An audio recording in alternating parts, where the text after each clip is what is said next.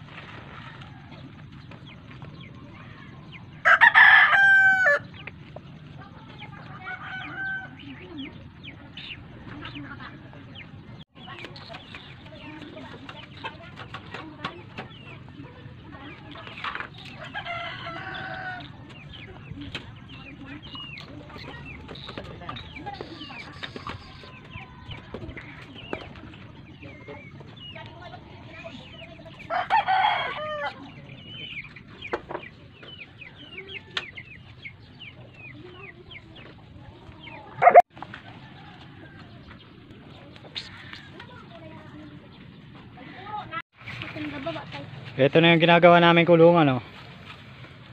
Lapit na makarating sa dulo yung aking kasama magtali. Mabilis.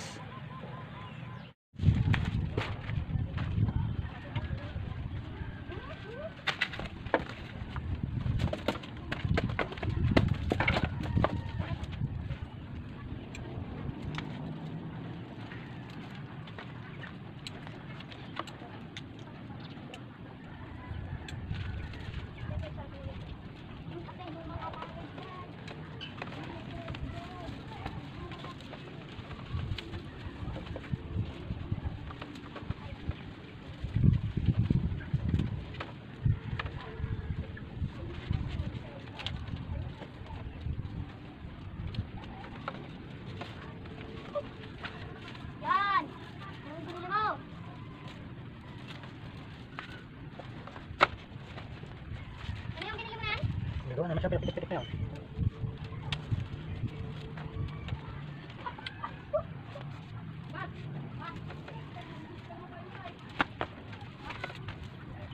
May pangalan? Tari ha, kung wala siguro yan. Muna niya. Dimo! Dimo, dapat sinabi mo tayo, nandiyan yung anak sa labas.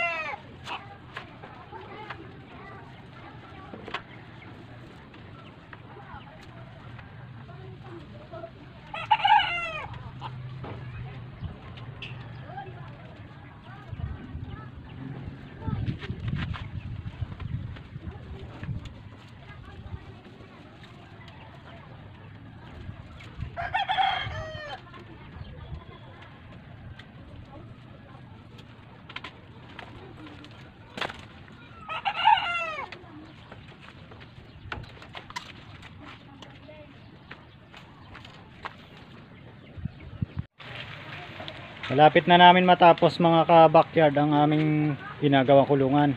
Sa dulo, screen na lang ang nilagay ko kasi yung 150 na bagto, kinulang na. Pero maganda rin para yung hangin pasok. Tapos inabot na kami ng ambon. Ito yung kalangitan ngayon sa amin. Pero sikapin namin mayari yan ngayon.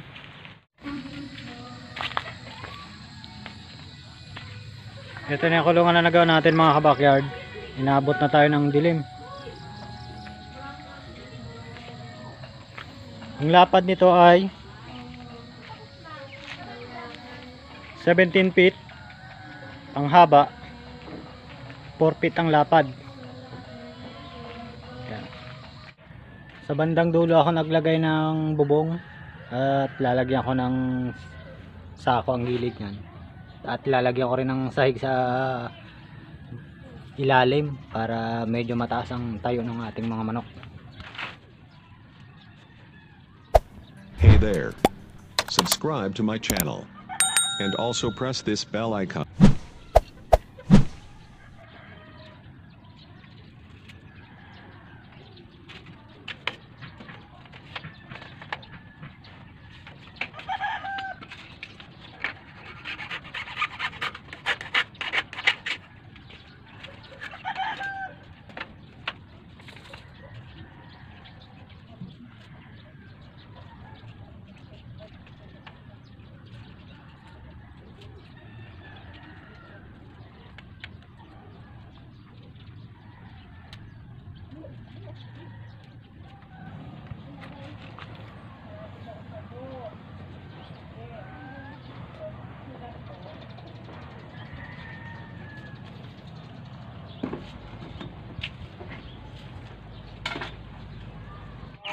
Ito na yung ating saso. Kung makikita nyo, sikip na sikip siya sa kulungan na yan. Pero kapag nailipat natin yan sa ating ginawang bahay, sobrang luwag nun. Na natin sila.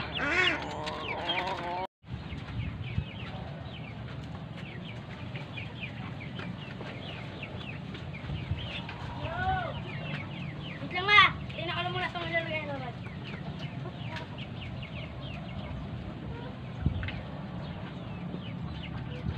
Ano pa kaya tayo? Paano no?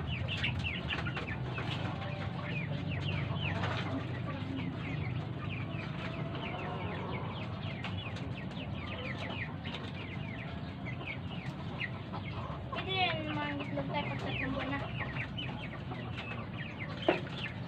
Tatlong buwan?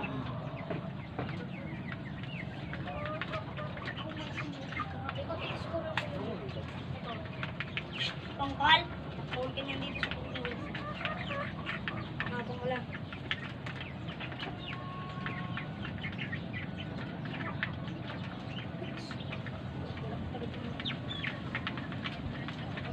Inuusan ko.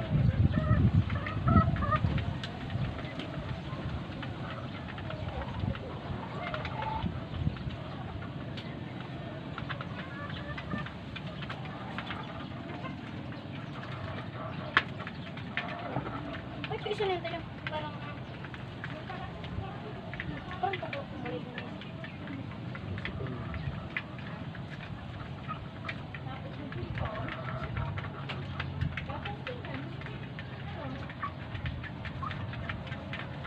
Lagyan mo dapat ito.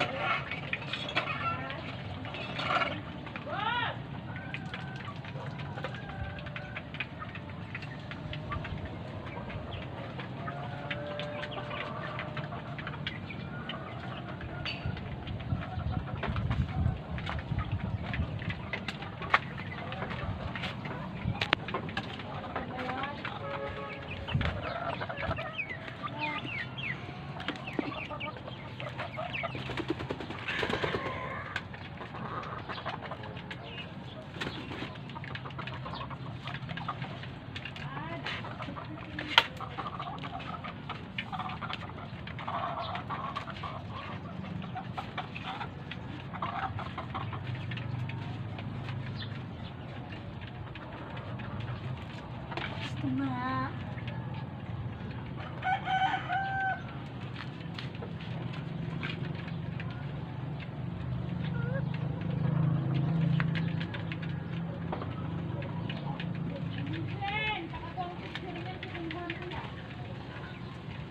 Yan mga kabakyard, nailipat na natin sila. Sobrang luwag na kanilang bahay ngayon. Nakapaglakad-lakad sila, tumatakbo at sinusubukan pa nilang lumipad. Sana naman maging safety sila dyan at mapararami natin yan. Sa mga susunod na araw, sikapin natin madagdagan yan.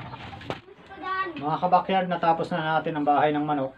At ito yung mga materialis na nagamit ko. 100 pirasong bagto, 600 pesos. 15 pirasong buo, 180 pesos. At namasaya ako ng 120 para maidala dito yung buho at bagto. Sa hardware, bumili ako ng nylon 080, isang labay, 100 pesos. At 4 yards na screen, 480 pesos. At 2 kilong tie wire, 180 pesos. Ang kabuuang gastos ko dito ay 1,860. Dahil binigyan ko rin yung nakatulong natin si Fidel ng kahit paano pang merienda o ano na. At yan ang ating nagastos.